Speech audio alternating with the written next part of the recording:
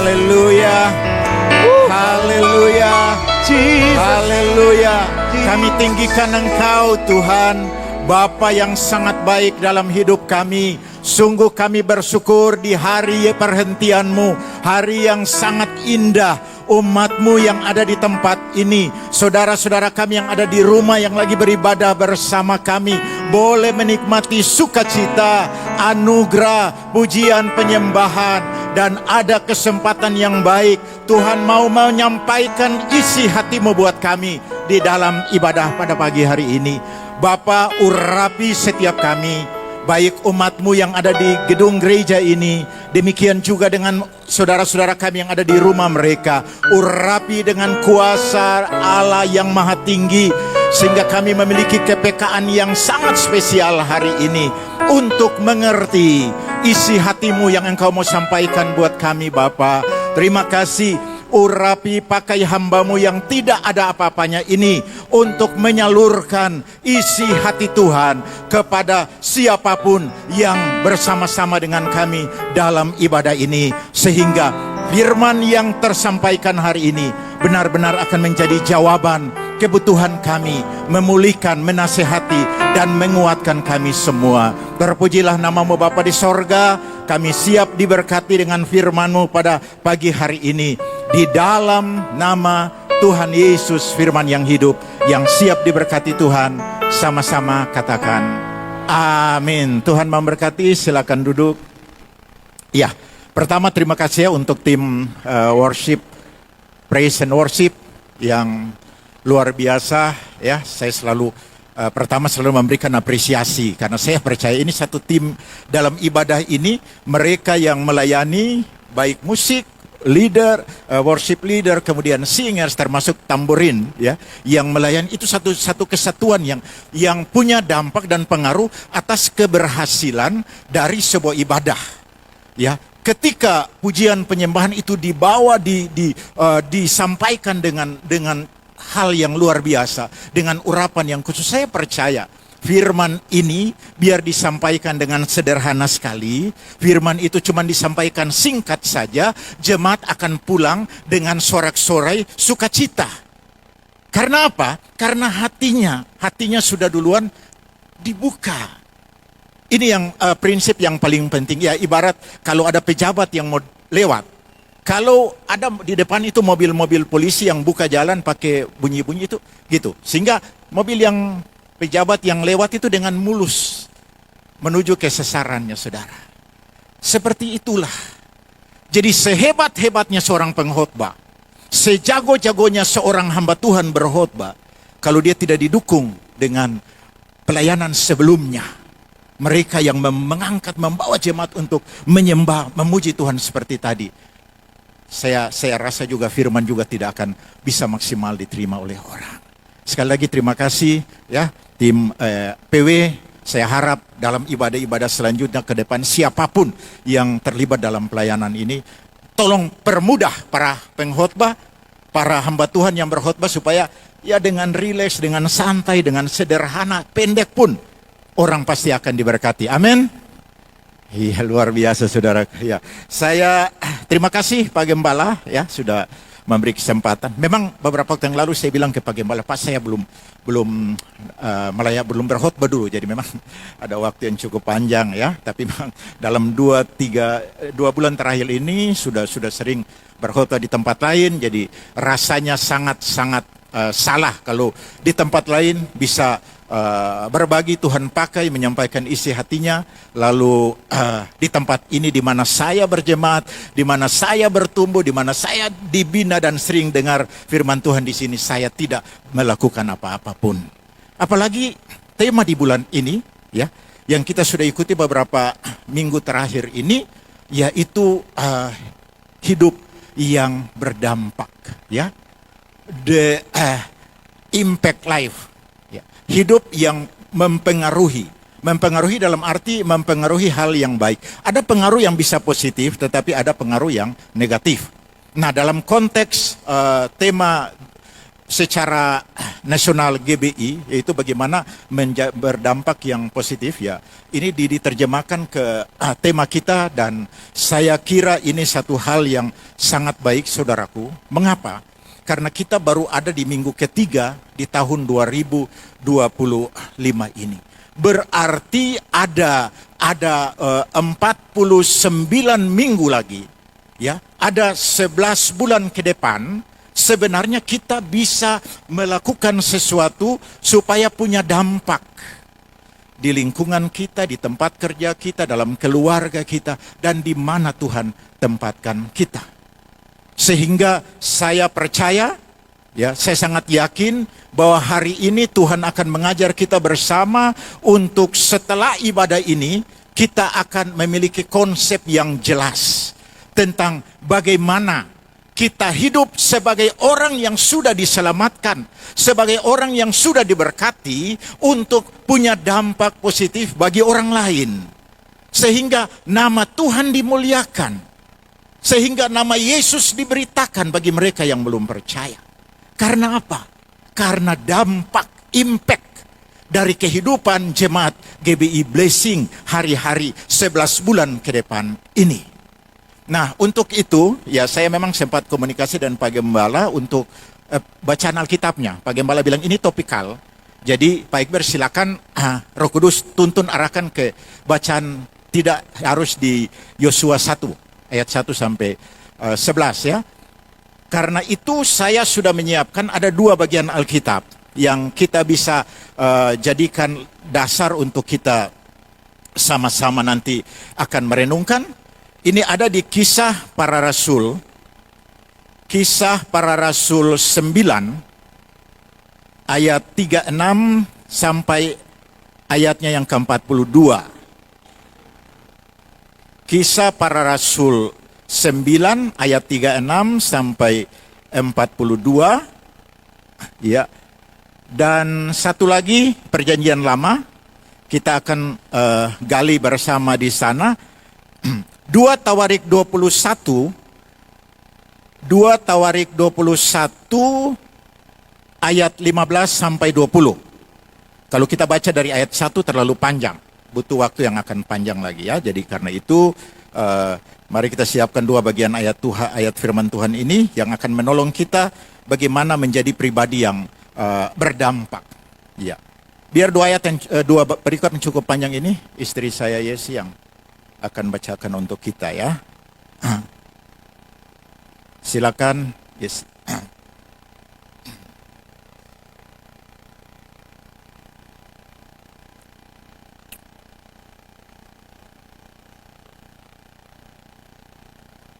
Ya, pasal 9 ayat 36 sampai 42.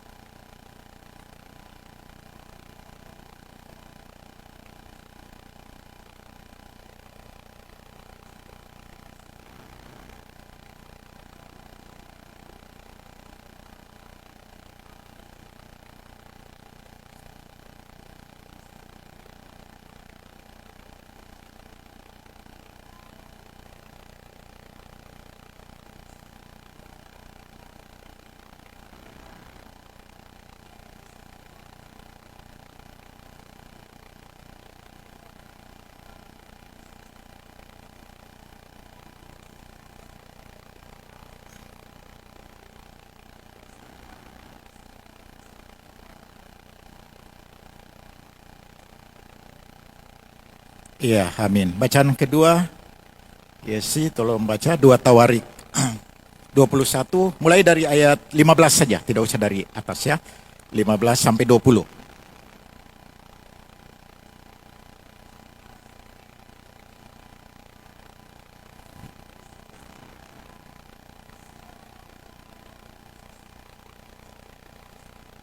Lalu Tuhan menggerakkan hati orang Filistin dan orang Arab yang tinggal berdekatan dengan orang Ethiopia untuk melawan Yoram.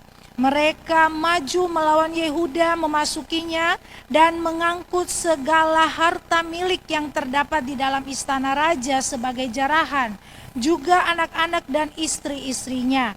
Tidak seorang anak pun tertinggal baginya kecuali Yoahas, anaknya yang bungsu. Sesudah semuanya ini, Tuhan menulahi Yoram dengan penyakit usus yang tidak dapat disembuhkan.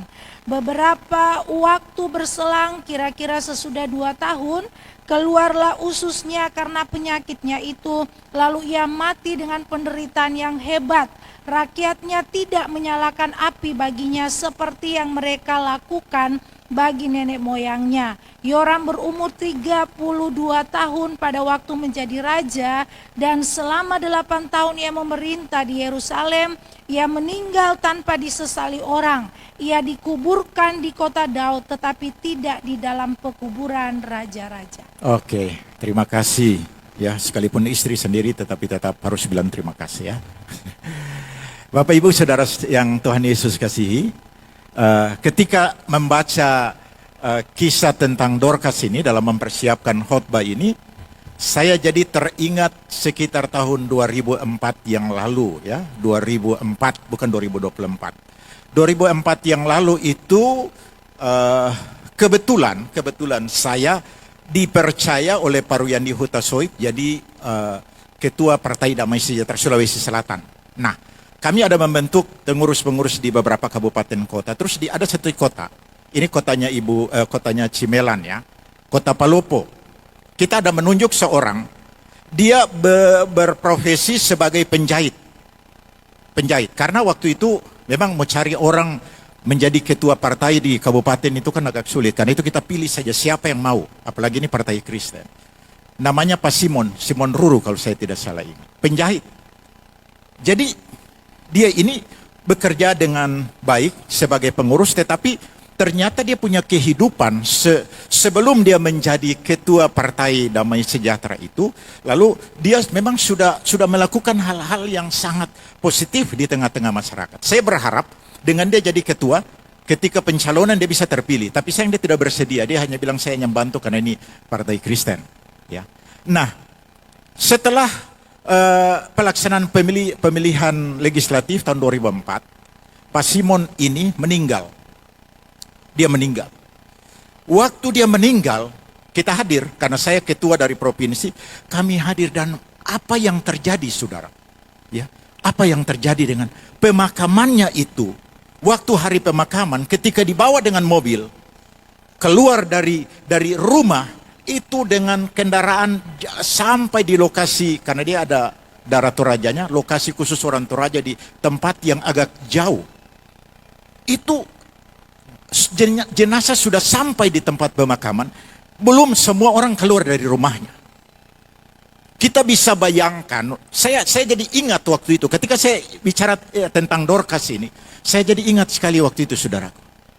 Betapa orang ini sampai dia meninggal, walaupun dia hanya seorang tukang jahit.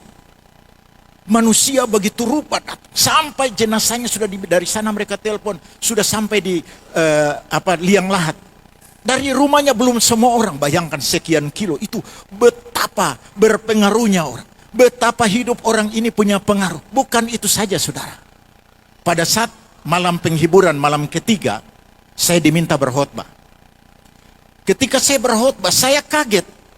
Karena apa? Yang mendaftar untuk mengisi puji-pujian, bukan setelah ibadah. Mereka mau di dalam ibadah itu ada 53, saya ingat. 53 paduan suara, vokal grup, dan lain-lain.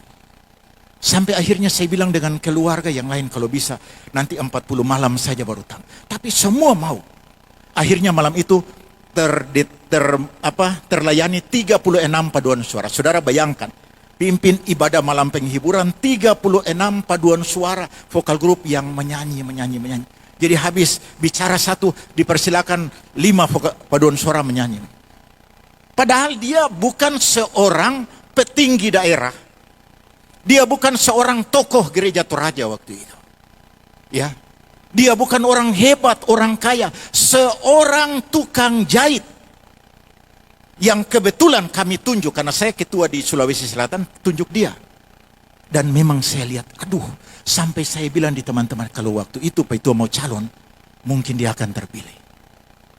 Nah, rata-rata orang datang karena orang bersimpati dengan dia. Ternyata setelah saya cek per cek, orang ini waktu sebelum dia menjadi pengurus, dia rupanya sudah banyak membantu. Ada paduan suara yang mau ikut Pesparawi, ada vokal grup gereja, ya. Ya kalau misalnya ada Yangir butuh seragam, bisa dijahitkan waktu itu ya. Bisa. Dia membantu. Orang bilang, Pak, kadang-kadang Pak Hilbert mau minta bayar, dia bilang biar saja nanti. Seperti itu. Jadi ketika dia meninggal, begitu banyak orang yang bersedih. Begitu banyak orang yang merasa kehilangan, saudara. Nah, ini konsep yang paling penting, yang harus dimiliki oleh semua orang percaya, oleh kita semuanya. Ya, bagaimana hidup kita, bagaimana pelayanan kita itu, yang Tuhan percayakan pada kita, punya berdampak pada orang lain. Sehingga bukan berarti kita mati banyak orang kunjungi, datangi, tidak. Tetapi ada sesuatu yang sudah kita buat, yang akhirnya itu berdampak pada apa yang membawa kebaikan, saudara. Kita lihat selain Dorcas, ternyata ada pembandingnya di sini dalam pembacaan kita tadi. Yang kita sudah baca, ya. Tadi saya bilang kalau Bapak Ibu Saudara punya waktu yang cukup luang, bisa membaca 2 Tawarik pasal 21 ini ayat 1 sampai 20. Tadi hanya dari 15 saja, ya. Jadi ada dua tokoh yang punya situasi dan kondisi saling bertolak belakang. Ya.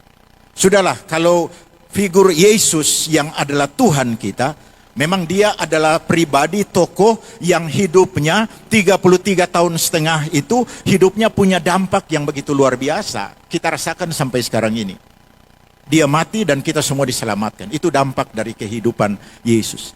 Kita barangkali kalau kita mau belajar dari dia, kita akan bilang dia sempurna, kita tidak sempurna. Jadi oke. Karena itu saya mencari 2 bagian Alkitab firman Tuhan ini untuk menolong kita mengerti. Ada satu Dorcas dan satunya Raja Yoram. Ya. Bagaimana kehidupan mereka sebenarnya?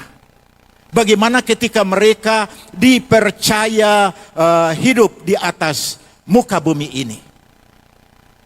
Saudara lihat kalau kita baca kisah 2 Tawarik 21 ini dari ayat 1. Bagaimana kehidupan seorang raja setelah bapaknya meninggal, Yoram diangkat menjadi raja.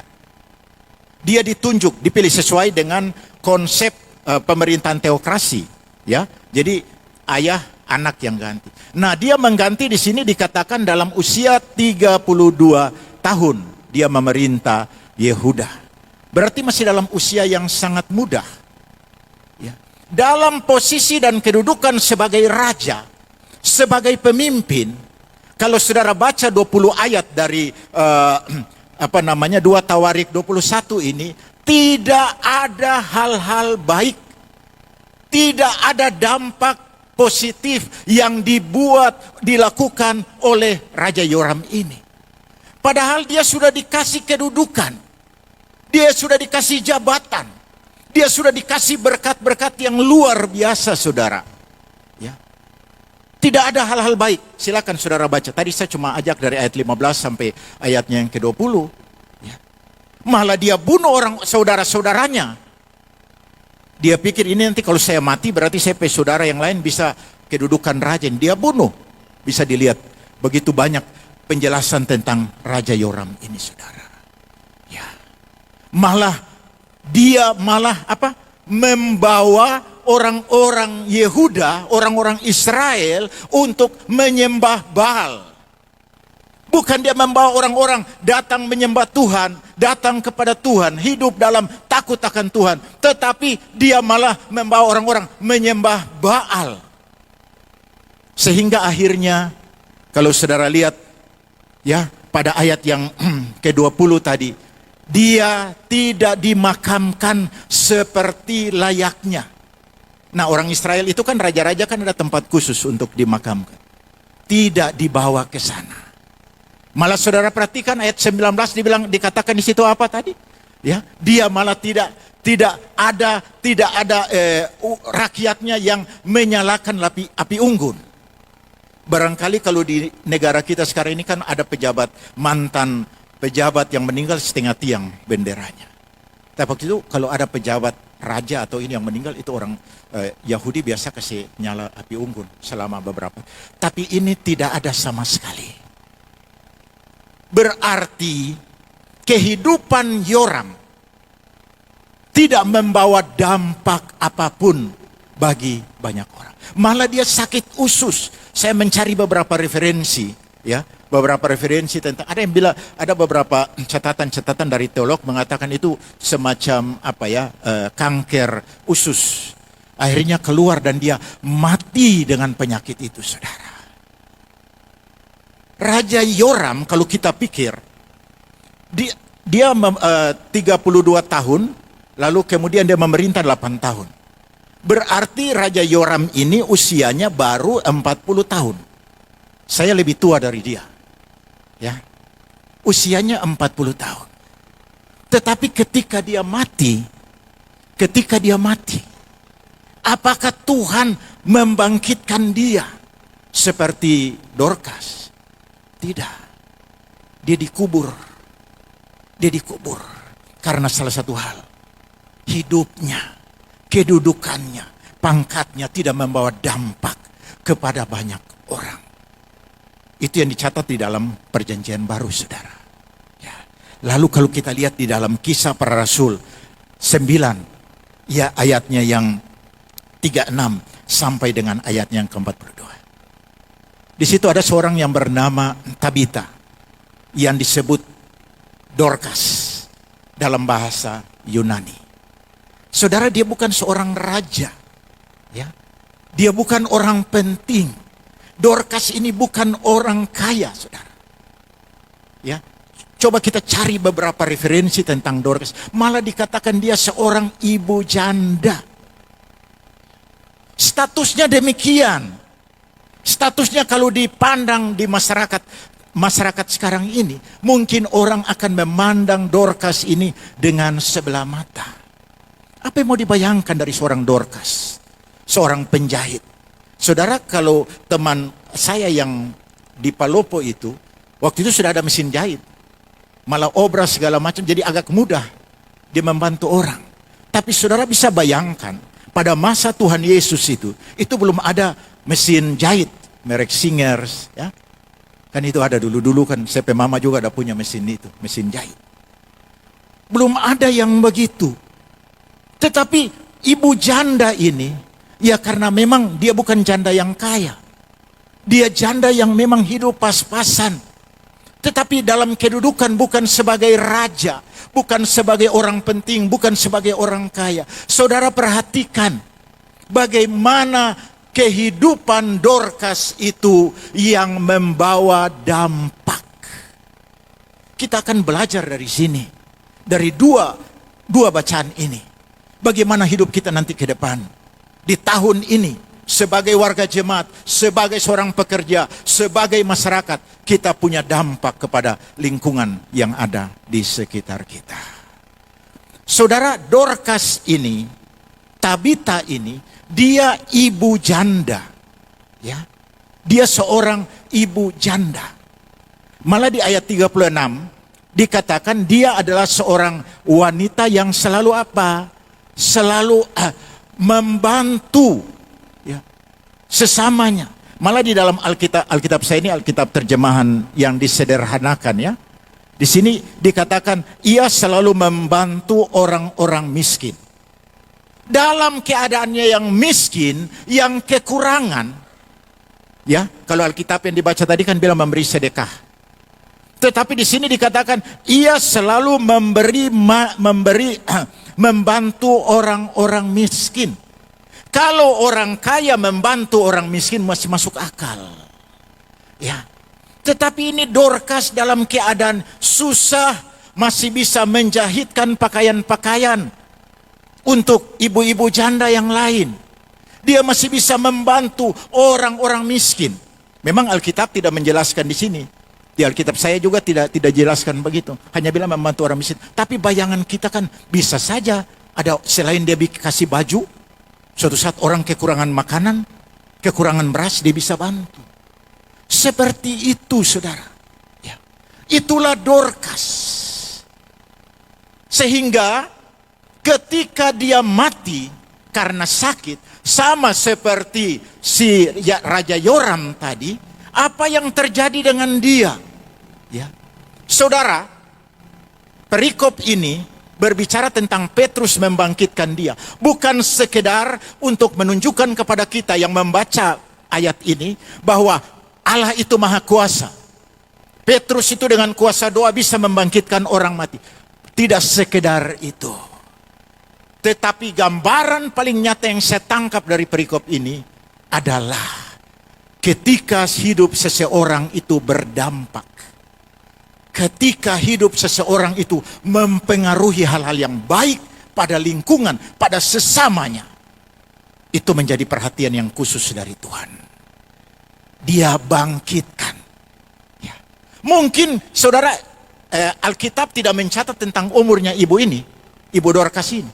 Tetapi saya sudah bisa membayangkan mungkin 60, 70-an barangkali. Seusia itu, bayangan saya, pikiran saya seperti itu. Lalu kenapa Tuhan harus membangkitkan ibu-ibu dengan umur sampai 60-an, 70-an. Sementara Yoram yang 40-an itu tidak dibangkitkan. Mati dan dikuburkan dengan cara yang tidak enak. Ya, ini kan satu hal yang kita bisa bertanya. Tetapi saudara harus dilihat konteks dari ayat ini. Ada ibu-ibu janda, ayat 39 ya. Ada ibu-ibu janda yang menangisi ketika Petrus datang ke sana. Bertemu dia, lalu dong menangis, dorang menangis. Aduh Petrus, kasihan sekali ini ibu. Ibu ini paling baik sekali, paling baik sekali. Kok mungkin Petrus dia bilang, bagaimana? Ini tompe baju-baju ini, orang terada baju dia bisa bikin. Saudara bukan jahit loh, pasti dengan tangan. Bagaimana caranya itu kalau baju pada tahun Tuhan Yesus? Dia bisa bikin baju torang. Jadi mereka merasa sangat kehilangan. Ya. Merasa sangat kehilangan. Sehingga akhirnya apa? Dia bisa untuk dibangkitkan. Ya. Lewat Petrus. Ya, ini kisahnya saya kira sudah sering kita dengar. Petrus datang ke sana seperti yang kita baca tadi. Ya, ayat 39-40, lalu dia menyuruh orang-orang yang ada di situ untuk keluar.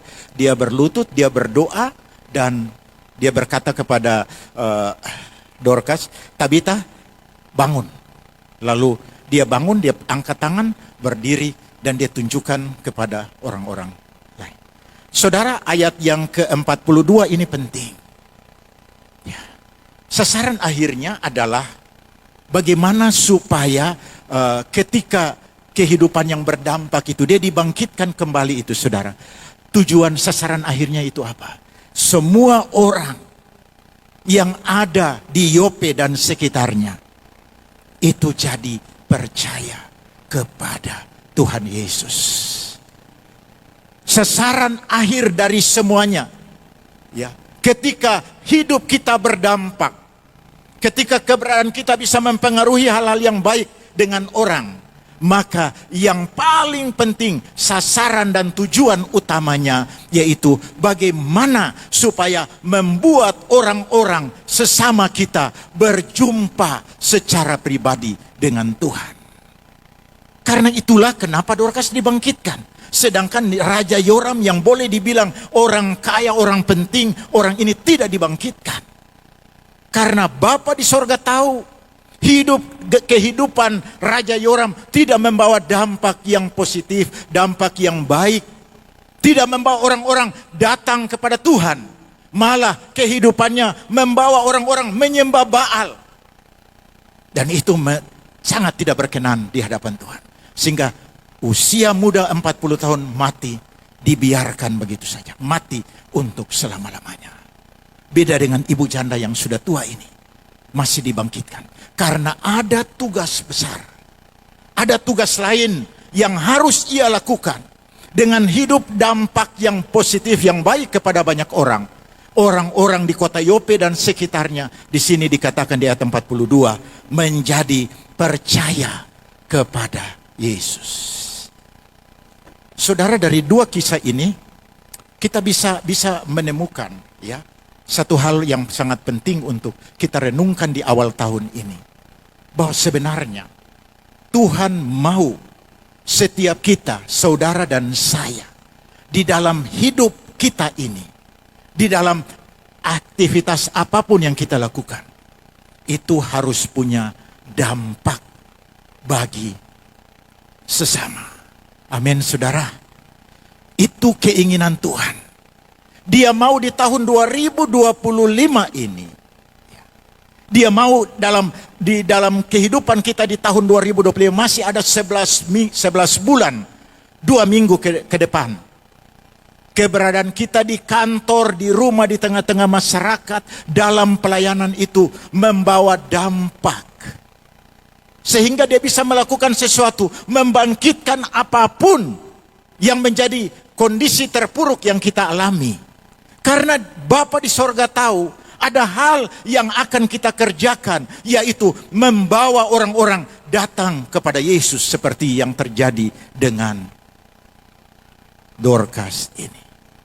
Pertanyaan yang sederhana untuk kita. Kalau Tuhan mau hidup kita sebagai orang percaya itu berdampak, ya, apa yang harus kita lakukan? Ini penting sekali. Dari kisah Dorcas ini, ya, dari kisah Dorcas ini kita bisa belajar hal-hal apa yang bisa kita kerjakan, kita lakukan supaya hidup kita itu berdampak kepada sesama kita, kepada orang lain, saudara. Yang pertama yang bisa kita lakukan, dan ini bisa menjadi hal yang penting untuk kita kerjakan di tahun 2025 ini, dalam pelayanan kita, dalam pekerjaan kita, dalam kehidupan keluarga kita, atau di tengah-tengah masyarakat kita. Tambahkan nilai yang pertama, ya, tambahkan nilai-nilai kebaikan dalam hidup sesama kita. Yang pertama, tambahkan nilai-nilai baik, nilai-nilai kebaikan dalam kehidupan sesama. Saudara, terlalu banyak ayat-ayat yang Tuhan Yesus ajarkan kepada kita. Kasihilah Tuhan Allahmu, kasihilah sesamamu manusia seperti dirimu sendiri. Kasihilah sesamamu manusia. Artinya apa?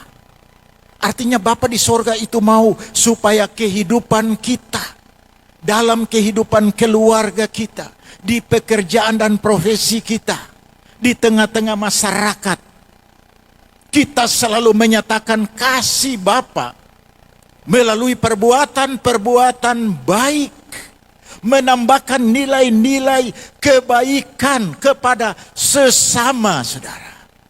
Ya. Saudara, mari kita lihat apa yang dikatakan di dalam Matius 5 ayat 16. Ya. Matius 5 ayat 16. Yang sudah dapat boleh tolong baca? Ini tentang bagaimana kita menjadi terang, ya. Matius 5 ayat 16, demikianlah hendaknya terangmu bercahaya di depan orang, supaya mereka melihat perbuatanmu yang baik dan memuliakan Bapamu yang di surga. Iya, supaya mereka melihat perbuatanmu yang baik dengan sasarannya, yaitu supaya Bapa di sorga dipermuliakan. Jadi kalau kita berbuat baik, kita menyumbang ini dan itu, kita menolong orang miskin, bukan untuk kita Saya di Facebook itu paling suka nonton ada satu akun yang namanya Jessica Tamrin, Jestam. Ya. Itu seorang keturunan Tionghoa. Dia punya bisnisnya itu bisnis skincare. Dan saudara, kadang-kadang saya lihat itu luar biasa. Dia ketemu dengan orang di jalan, tukang sapu. Dia kasih belanja orang. Saya sangat terinspirasi dengan situ. Nah kebetulan juga saya sering berteman akunnya si Hotman Paris Hutapea, juga orang yang begitu kaya raya. Tapi dia hanya tunjukkan dia punya segala perilaku-perilaku yang tidak benar menurut saya. Dibanding dengan si Jessica Tamrin itu. Dan selalu ketika dia bilang, Bapak, kalau dia misalnya penyapu jalan orang yang lagi sakit, lagi susah, ini ada rezeki dari Tuhan. Dia tidak sebut Tuhan Yesus. Tetapi dia salah itu. Kalau Bapak Ibu ada kesempatan, sering-sering lah bukan. Saya mengikuti akunnya, jadi setiap ada dia ketemu dengan orang-orang susah, itu jadi inspirasi yang kuat sekali. Supaya mereka melihat perbuatan-perbuatanmu yang baik, ya, supaya apa? Supaya Tuhan dimuliakan. Mungkin saat ini don cuma sekedar oh ya mereka berdoa menurut agama mereka. Tapi suatu saat kalau didoakan terus itu pasti mereka bertanya, Jessica Tamrin ini kira-kira dia agama apa ya? Ya, kira-kira dia ini tidak ya? Dia sama dengan orang. Kalau orang tahu dia gereja sih, mungkin suatu saat orang datang. Ya, mungkin suatu saat orang datang untuk beribadah. Karena orang melihat perbuatan-perbuatan baik, karena menjadi terang, saudara. Seharusnya orang Kristen, seharusnya saudara dan saya di tahun 2025 ini harus seperti itu, menjadi terang lewat perkataan, lewat perbuatan, lewat tindakan-tindakan kita dimanapun kita berada, dalam posisi apapun, saudara. Ya. Beberapa bulan yang lalu ada seorang mantan pejabat bank swasta, kepala bagian kredit. Dia datang ke saya. Dia bilang, Pak Ekber, bisa saya gabung jadi paralegal LBH? Ya, kalau paralegal itu tidak harus sarjana hukum. Bisa. Dia sarjana ekonomi. Saya bilang, Pak, tujuan apa? Lalu dia terbuka dengan saya. Dia bilang begini, Pak Ekber, saya terus terang, karena memang dia juga sekolah teologi, STH. Saya ini punya hati mau melayani orang-orang yang terlilit hutang di bank. Oh, begitu kah? Iya. Saya mau bawa mereka, saya mau layani mereka secara regulasi, aturan, karena dia mantan kepala bagian kredit, jadi dia tahulah. Sebenarnya kredit di bank, dia bilang, Pak, itu rumah tidak usah disita kalau tidak mampu bayar. Ada trik-trik, dan dia kuasai itu. Karena itu saya setujui dia jadi paralegal. Tapi saudara tahu enggak? Itu kan boleh dibilang jasa membantu orang. Ada orang terlilit hutang sampai 1 miliar. Rumahnya siap dia datang temui tanpa ada bayar jasa. Tapi saudara, saya kaget karena dia bilang, Pak, saya mau layani supaya dong berjumpa secara pribadi dengan Tuhan, kemudian dibina di gereja, dan kemudian nanti biar mereka bertumbuh, supaya jangan kalau dia bisnis yang tidak benar, setelah dia dibina di gereja dia tidak akan lakukan bisnis yang tidak benar lagi. Itu saudara. Lalu saya tidak sebut namanya, tapi saudara lihat kalau kami punya iklan itu dengan siapa pasti tahulah orang. Ya. Lalu saya bilang, oke, saya cetakan, bikin SK, lalu cetakan kartu ID card paralegal LBH. Jadi sekarang itu dia ketemu dengan dia sudah dapat data-data dari sejumlah bank yang kredit macet, yang rumahnya sudah mau di. Nah, yang saya mau cerita untuk kita, karena ini penting, apa yang dikatakan di dalam Matius 5 ayat 16 ini penting bagi kita. Orang melihat perbuatanmu yang baik, dan akhirnya orang memuliakan Tuhan. Sudah tujuan akhirnya dia ingin. Nah, dia kebetulan sudah berpindah dari satu gereja lama, padahal dia majelis juga, dan dia ada di satu gereja yang baru. Gereja ini baru mereka itu baru pos PI sebenarnya, belum gereja. Dia masuk ke sana, saudara. Dia ketemu dengan orang stres. Kemarin siang dia datang. Kebetulan dia datang cerita ke saya. Nah, ini menjadi bahan. Saya pikir ini juga bagus untuk ini bagi kita. Bagaimana hidup yang berdampak. Dia ketemu dengan orang-orang selama ini diancam, ngoni perlu atong sita. So begini. Dia datang dengan kasih, menjelaskan ini. Tapi sebelumnya dia bilang, Tuhan pasti tidak akan tinggal diam. Tuhan bisa tolong Bapak Ibu. kalau kita menerima Yesus sebagai Tuhan dan Juru Selamat. Doa menerima Tuhan. Apa yang dikatakan di dalam Wahyu 3 ayat 20. Lihat aku berdiri di muka pintu mengetuk, bagi ini yang terima, buka, masuk, tinggal, dan Tuhan akan tolong. Dan ada beberapa yang Tuhan tolong buka jalan. Ketika dia mendampingi sampai di pimpinan bank yang kredit tidak bisa terbayar, ada jalan keluar. Saudara, mereka tanya, bayar berapa? Dia bilang tidak. Tidak usah bayar. Ini bagian dari pelayanan saya. Saya bangga, saudara, karena biar bagaimana dia ketemu orang, dia bilang saya paralegalnya LBH Rakyat Halu. Saudara tahu, orang-orang ini bertanya, saudara, Bapak ini, Pak, gereja di mana? Nah, kebetulan dia di salah satu gereja baru. Gereja itu punya sekelompok sel itu maksimal 8 orang. Jadi kalau sudah 8, bentuk lagi yang baru, angkat satu leader. Dia sudah bentuk sekian banyak dari orang-orang yang dilayani itu. Karena orang ingin, Bapak ini luar biasa. Dia gereja di mana? Saudara tahu, mereka punya gereja itu belum 1 tahun. Katanya tahun ini mereka sudah mau beli tanah 2 hektar. Lalu tahun ini mereka sudah akan bangun. Disahkan sebagai satu gereja lokal yang punya pendeta. Saudara tahu mereka ibadah 2 kali, pagi sore sekarang. Dan yang sekarang ruko tempat mereka itu sudah tidak bisa tampung. Mereka katanya lagi cari ruko yang lebih besar. Termasuk dia salah satu yang mendekati orang, melayani orang. Orang melihat perbuatan yang baik, ya, menambahkan nilai-nilai baik kepada sesama. Dan itu dampaknya seperti tadi, saudara. Orang bertanya ini, mari Pak ikut kita sel group setiap hari ini, jam ini. Lalu terbentuk. Biasanya sudah mungkin 6 atau 7 sel group dibentuk. Bagaimana perbuatan kita yang baik itu membawa dampak dan pengaruh, saudara. Ya, pengaruh. Ini kesaksian nyata yang saya baru dengar siang kemarin, jam 12 karena dia ada di radio. Bicara dengan saya. Saudara, ini hal hebat. Tuhan mau dalam hidup kita, dalam pekerjaan kita, di dalam pelayanan kita, kita menambahkan nilai-nilai baik kepada orang. Supaya orang melihat perbuatan kita yang ajaib, perbuatan kita yang baik itu.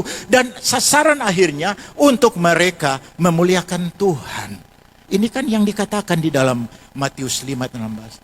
Jadi saya kira juga misalnya program Pak Gembala kemarin dengan teman-teman di di lapas sana memberikan mereka odol segala macam. Bukan kita cari makam puji, tidak seperti itu. Kita membantu orang, bukan kita mau cari nama, no. Nah, ada itu terlalu kecil untuk seorang yang sudah diberkati seperti kita semuanya ini. Jadi seperti itu, saudara. Jadi ini yang paling penting, ya, saudara. Jadi kita bisa melihat bagaimana kita harus menjadi terang. Dan terang itu melalui perbuatan-perbuatan kita. Ya, seperti yang dilakukan oleh teman satu yang tadi itu. Akhirnya saya percaya, saudara. Kalau mereka sedang berdoa untuk meminta tanah 2-3 hektar untuk gerejanya. Saya tidak sebut namanya, tapi nanti kita akan tahu sendiri. Bagaimana pergerakan-pergerakan dengan hidup jemaat-jemaat yang punya dampak. Sehingga orang akan bertanya. Saudara, ketika kita melakukan sesuatu, orang akan bertanya, Pak Ekber ini gereja di mana? Ya, saya pernah menangani satu kasus yang cukup berat. Saya ajak orangnya berdoa, tumpang tangan di atas mapnya. Saya bilang, Martin berdoa Pak, biar penggugat sana dia cabut dia punya gugatan. Pak, tidak mungkin, tong seusaha begini. Kita bilang, doa saja. Kalau soalnya dia ketua jemaat, majelis yang ditunjuk jadi ketua jemaat dari Tomahalu, Gamhoku. Dia itu, kalau tidak, saya bilang, dia tanya, Pak, setelah penggugatnya sudah ini bilang sama dia, kita batal, kita cabut. Dia bilang, Pak Ekber memang kuasa doa luar biasa ya. Saya bilang, Pak, itulah. Jadi perkara itu bisa selesai terus tapi di pengadilan, habis doi. Jadi turun di sini, Pak Ekber gereja di mana? Saudara, sebenarnya ini baik sekali, saudara, bagi kita. Apapun profesi kita, apapun pekerjaan kita, saudara, Tuhan tidak lihat menjadi berkat bagi orang lain, menjadi berdampak bagi orang lain. Itu bukan soal kedudukan. Raja Yoram ini punya kedudukan tinggi, punya harta, punya sesuatu yang berlebihan. Tetapi dia tidak jadi berkat, dia tidak jadi punya dampak baik bagi orang. Akhirnya dia mati, ya mati begitu saja. Tetapi Dorcas ini orang yang tidak ada apa-apanya, tapi mau membantu dalam kekurangan, dia membantu orang miskin. Dan apa yang terjadi? Dia mati pun Tuhan masih bangkitkan dia. Masih ada jalan hidup yang panjang lagi. Karena itu, karena itu saudara, kalau jemaat semua kita memiliki konsep ini di tahun 2025 ini, orang akan melihat, Bapak itu memang luar biasa ya, dia di gereja di mana ya? Lalu mulai di follow up. Dan akhirnya orang akan berlomba, bertumbuh, semakin banyak, semakin akan penuh gereja ini. Bukan karena di sini ada banyak pengkhotbah hebat. Bukan karena gereja ini suka bagi-bagi uang, suka bagi-bagi beras. Tidak. Tetapi karena orang melihat perbuatan baik yang kita lakukan, sehingga itu menimbulkan simpatik mereka. Dan akhirnya memuliakan Tuhan. Kalau mereka akhirnya beribadah di sini kan ya, why not? Kenapa tidak? Kita layani. Kita siap tampung mereka. Mestinya kan seperti itu, saudara. Itu yang pertama. Ya, itu yang pertama. Menambahkan nilai-nilai baik dalam kehidupan sesama. Ya, apalagi firman yang lebih tegas, kasihilah sesamamu manusia seperti dirimu sendiri. Jadi tanpa khotbah ini pun sebenarnya kita sudah harus merasa terpanggil. Kita harus mengasihi sesama. Yang kedua, saudara, bagaimana bentuk kita bisa memberi hidup yang berdampak pada orang lain. Kita mewariskan hal-hal berguna bagi sesama. Ya, ini bicara tentang waris. Waris itu tidak harus bicara tentang kita mewakafkan, menghibahkan tanah kita. Tidak harus begitu.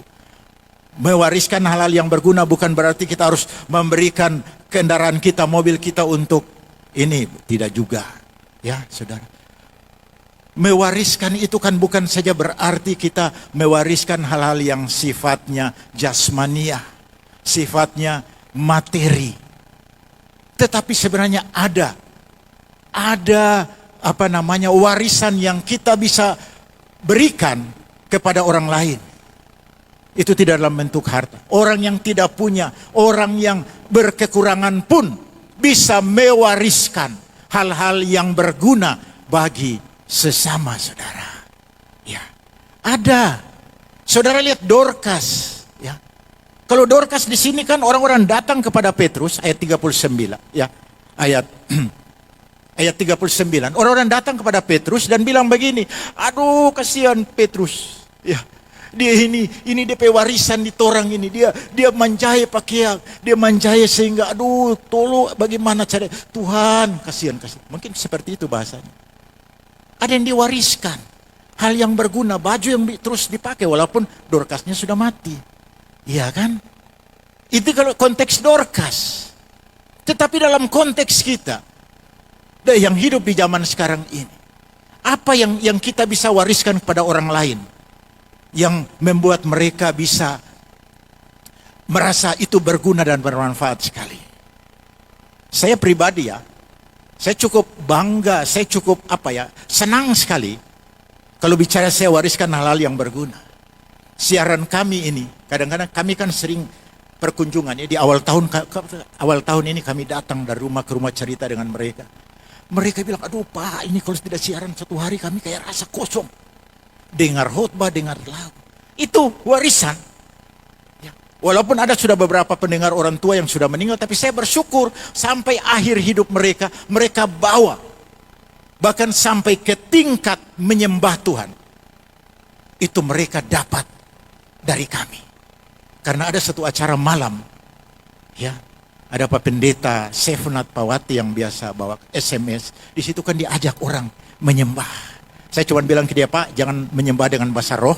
Saya tidak larang, tetapi karena ini terbuka untuk umum. Jadi menyembah saja. Dia menyembah dan ketika kami berkunjung di awal tahun, orang bilang, Pak Iqbal, saya tidak tahu.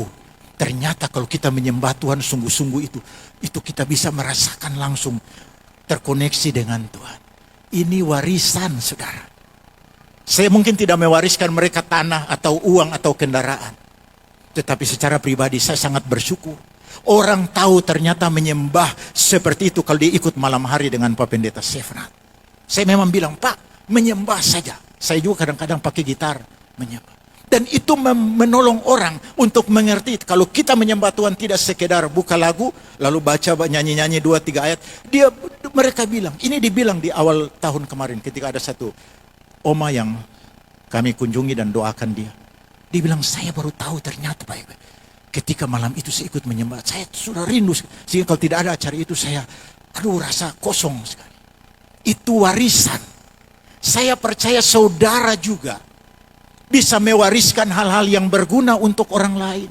Tidak harus wariskan tanah, wariskan iman, percaya kepada orang-orang. Bayangkan itu betapa bergunanya warisan itu. Ya, terutama kepada anak-anak kita. Kepada anak-anak kita.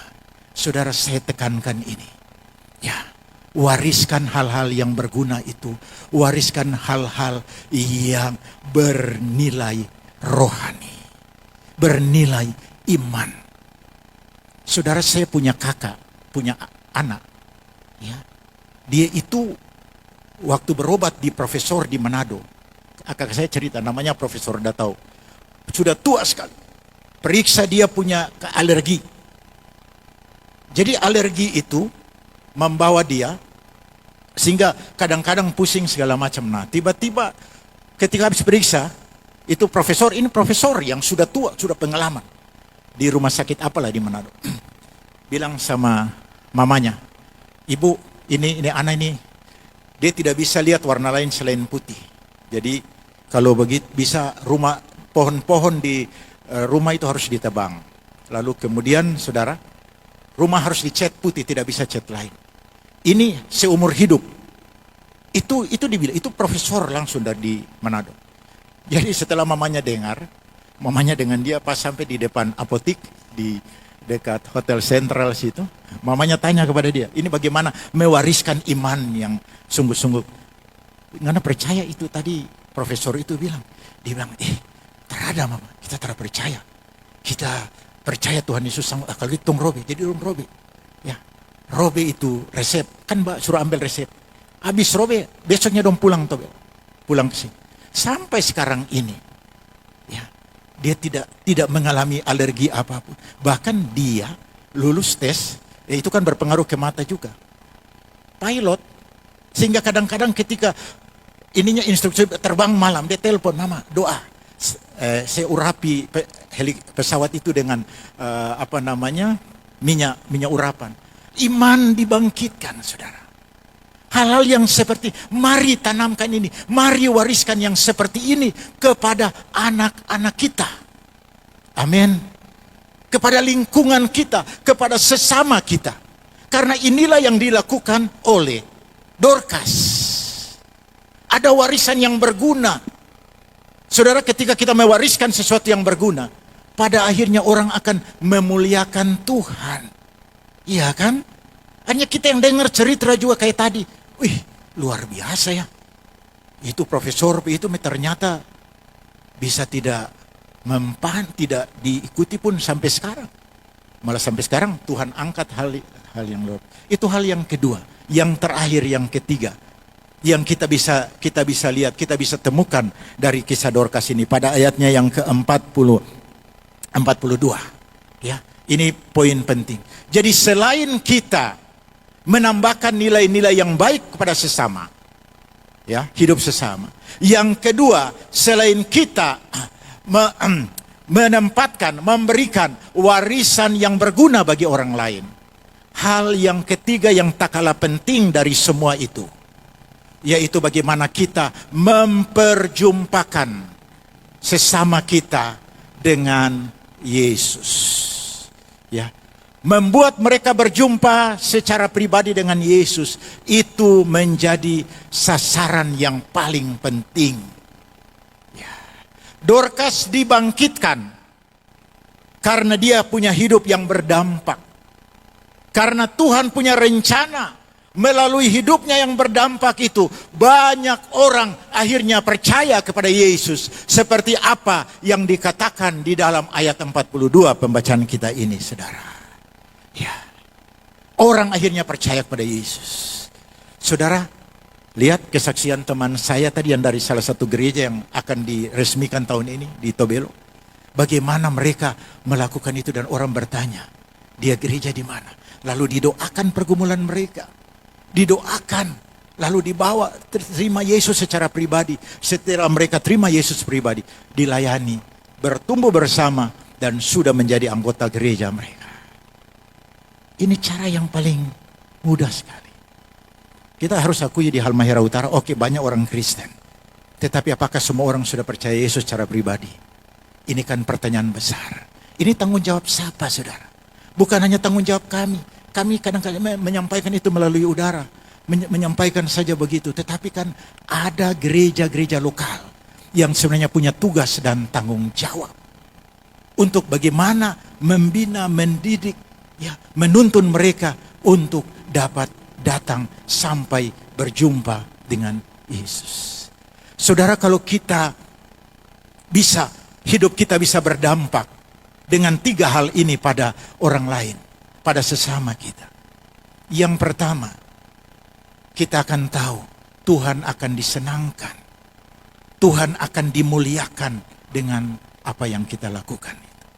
Lalu yang kedua, saudara, ketika kita melakukan itu, maka kita percaya prinsip firman Tuhan, apa yang ditabur, itulah yang akan dituai.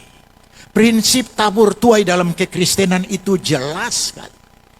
Kalau kita menabur kebaikan kepada orang lain, kalau kita menabur kebaikan kepada sesama, kalau kita tidak pernah bosan-bosan menolong orang, seperti Ibu Dorcas ini, Ibu Janda ini, dalam kekurangan kita, dalam keterbatasan kita, saudara percaya saja, saudara, ya, percaya saja, kita akan menuai. Tuhan tidak akan tutup mata terhadap apa yang sudah kita lakukan. Karena itu, ayo di awal tahun ini bersama-sama kita bangkit. Kita hidup dengan membawa dampak bagi sesama kita. Dampak bagi orang-orang di tempat kerja kita. Dampak di tengah masyarakat kita berada. Dampak di tengah-tengah pelayanan kita. Saudara tinggal akan menuai. Ya. Pada dasarnya memang kita melakukan itu bukan karena kita mau berharap. Tetapi Tuhan tidak akan tutup mata. Tuhan tidak akan tutup mata untuk hal-hal yang seperti itu. Dan sudah terlalu banyak kita dengar cerita-cerita, ya, orang yang memang betul-betul bagaimana menikmati. Bukan saja kita, dia turun sampai ke anak cucunya. Saudara tahu Presiden Donald Trump itu salah satu orang yang menikmati, ya, tuayan-tuayan yang ditabur oleh orang tuanya pada sekitar tahun 1950-an. Ada seorang anak, dia lulusan Universitas Pelita Harapan Jakarta, S2, orang dari sini. Dia punya opa itu, waktu dulu tahun-tahun 80-an kerja, dia punya opa itu kerjanya kerja PNS, tapi karena SMP jadi PNS bawahan lah gitu. Tapi apa yang terjadi? Dia setiap bulan ketika ada pemberian beras itu dikasih ke orang. Karena ada gaji jadi bagi, walaupun dia juga berkekurangan. Saudara, ini kisah yang nyata. Saya tidak perlu sebutkan orangnya. Tapi kemarin ketika dia tes di dikti, dosen dengan pesaing ratusan ribu, ya, dengan pesaing ratusan ribu. Lalu kemudian di sana ada lulusan-lulusan luar negeri, orang-orang pintar. Dia orang Tobelo, ya, dari Tobelo yang kebetulan kuliah Jakarta, bisa bersaing dari ratusan ribu orang. Dipilih 5 orang, dia masuk di dalamnya. Dan itu orang tuanya bilang, ini karena nganapi opa dulu suka menabur, biar kekurangan pun tetap memberi beras jatah PNS kepada orang-orang susah. Saudara, jadi ketika hidup kita berdampak yang positif kepada lingkungan di sekitar kita, nama Tuhan pertama dimuliakan. Lalu bersiaplah untuk menerima berkat janji-janji Tuhan yang Dia sudah siapkan. Bukan cuman kita yang sekarang, bahkan anak-anak, cucu sampai keturunan yang dibawanya, Dia janjikan untuk akan melepaskan berkat itu. Sudah terlalu banyak kan? Dorcas yang sudah mati pun Dia bisa bangkitkan. Karena itu saudara, ketika kita mau hidup berdampak di tahun ini, di awal tahun ini kita berkomitmen berdampak. Saya percaya saudara, apapun yang menjadi pergumulanmu yang sudah mati, mungkin karirmu sepertinya sudah mati, mungkin ekonomimu juga sudah mati, mungkin kesehatanmu sudah mati. Saya beritakan hari ini, kabar baiknya adalah Yesus sanggup membangkitkan, menghidupkan kembali, asal engkau mau buat komitmen sungguh-sungguh di awal tahun ini. Mau menjadi berdampak positif bagi orang lain. Terima rema ini. Terima. Lakukan apa yang Tuhan perintahkan hari ini. Dan engkau siap untuk menerima. Saya percaya tahun ini, tahun pembebasan, tahun pemulihan. Tahun ini tahun kemenangan saudara. Saya rindu kalau orang-orang jemaat GB Blessing, termasuk saya juga. Kalau kita konsepnya model teman saya yang tadi datang melayani orang dengan sungguh-sungguh, dan orang tanya, Bapak gereja di mana? Saya ini cuma bikin cool saja. Hari Rabu sore di belakang premium wari. Orang datang. Lah mereka so enjoy, Pak kalau bisa hari Minggu orang Dora dan diarahkan, iya ikut ibadah dengan Tuhan di sana. Tidak ada kursi yang kosong saudara. Mari, ini tantangan awal tahun buat kita semua, buat saudara dan saya. Kita punya beban untuk itu. Tuhan Yesus memberkati kita semuanya. Mari kita berdoa. Saya undang pelayan altar untuk maju ke depan. Kita berdoa, haleluya. Tuhan Yesus, terima kasih. Terima kasih Engkau baik. Kami bersyukur di awal tahun ini kami boleh diisi, dikuatkan dan diberkati dengan firman-Mu. Hamba-Mu bicara tidak dengan sempurna, dengan segala keterbatasan. Tetapi kami yakin dan percaya Tuhan jauh lebih sempurna untuk menyempurnakan firman Tuhan ini. Sehingga lewat firman-Mu tadi kami memiliki komitmen yang sungguh-sungguh di awal tahun ini. Hidup kami akan berdampak pada sesama. Mampukan kami Tuhan Yesus melakukan 3 hal ini. Selalu membawa nilai-nilai kebaikan bagi sesama kami. Kami pun mampu untuk mewariskan hal-hal berguna bagi sesama kami.